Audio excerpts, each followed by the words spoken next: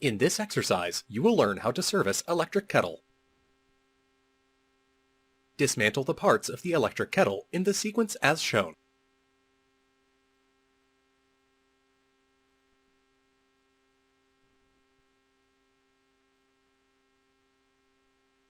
The asbestos sheet insulates the heat from the bottom of the heating element. The pressure plate exerts equal pressure on the heating element.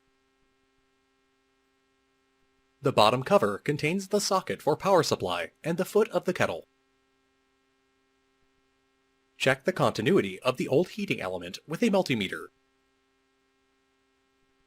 If the multimeter shows an infinite value of resistance, the heating element is damaged.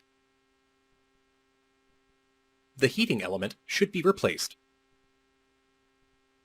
Take a new heating element and check its continuity. It should have a finite value of resistance as shown. Assemble the heating element and all parts of kettle in the same sequence as it was dismantled.